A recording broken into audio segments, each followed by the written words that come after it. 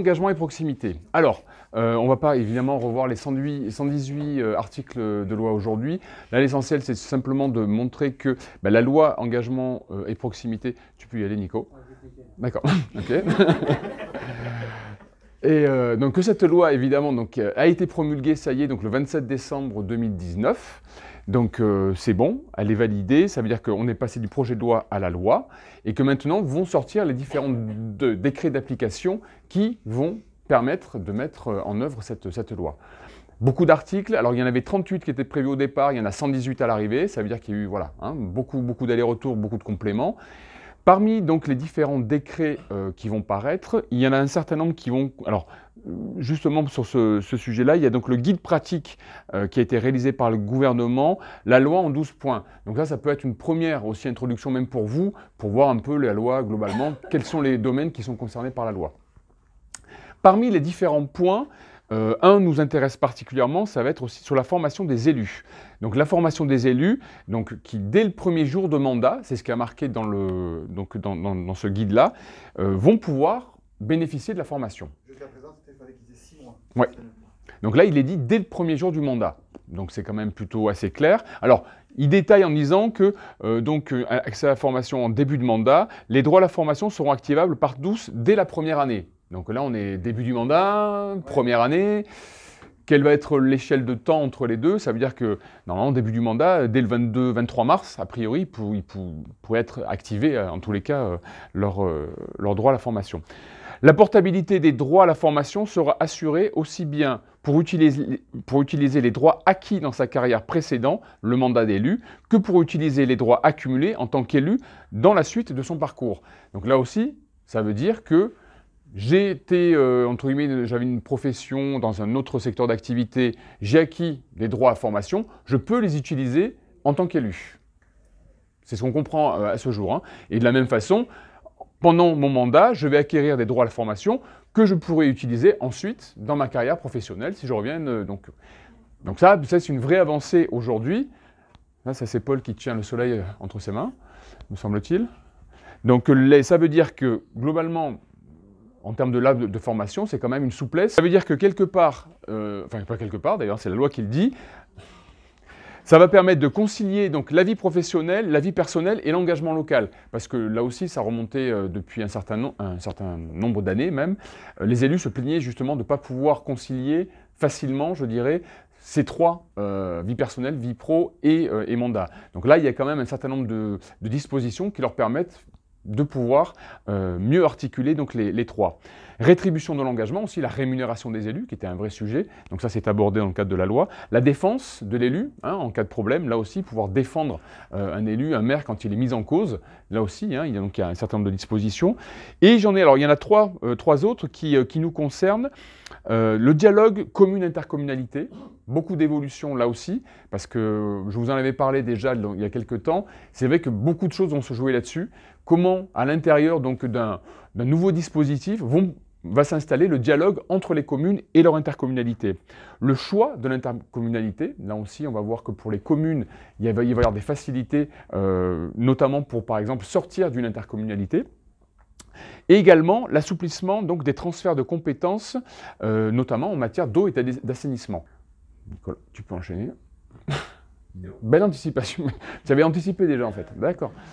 Alors, un des points essentiels, c'est ce fameux pacte de gouvernance. Donc l'élaboration du pacte de gouvernance, qu'est-ce que ça veut dire? C'est l'article 1 de la loi engagement et proximité.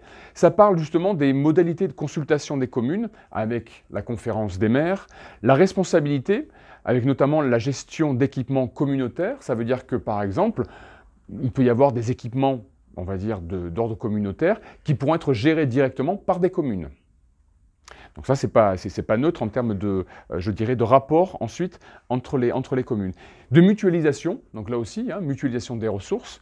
Donc ça veut dire que derrière, va se poser la question stratégique de la mobilisation, d'une part, c'est comment, à un moment donné, on identifie et on mobilise les ressources sur un territoire, et ensuite, comment on les pilote. Possibilité de restitution de compétences de l'interco aux communes, donc c'est l'article 12 qui en dispose. Donc là, quelque part, on redonne aussi un peu de la souplesse pour les cas justement où à un moment donné des communes disaient on n'est pas assez entendu, on n'est pas assez représenté. Donc là, il y a même la possibilité de restituer des compétences. L'assouplissement également. Oui. Par rapport à restituer les compétences, c'est-à-dire la commune, elle va demander à l'interco, je veux cette compétence-là. Non, c'est-à-dire qu'après, si c'est validé par, je dirais, par l'exécutif, on peut restituer, mais il faut que ça soit validé évidemment par l'ensemble. Hein. Ça peut pas. N'importe quelle commune est interco. Il ne faut pas que ce soit au niveau de l'État. Si non, non. C'est au cas par cas. Oui. Oui, c'est chacun. Une commune veut, mais il faut que les autres communes soient d'accord. Et que l'interco soit d'accord aussi. En théorie, mais c'est possible. Après, dans la pratique, Globalement, ça veut dire quoi? C'est-à-dire que le pacte de gouvernance, ça va être un peu le mode opératoire entre la collectivité, enfin, au niveau du bloc communal, entre les communes et l'interco. C'est-à-dire qu'il y a beaucoup de choses qui vont être rediscutées à partir du moment où l'élection va être validée. La promotion du tourisme, donc partage de la compétence entre interco et communes, donc confère taxe de séjour. Renforcement du rôle des communes dans l'élaboration des PLUI. Là aussi, qui est l'article 17, c'est une grosse compétence hein, en matière d'aménagement du territoire. Ça veut dire qu'ici, il y a la possibilité donc, de PLUI infracommunautaire pour les intercommunalités de 50 communes et plus. Le seuil était à 100 au départ, il est redescendu à 50. Ça veut dire quoi? Ça veut dire que normalement, c'est une compétence de l'interco. On détermine le PLU à l'échelle de l'intercommunalité.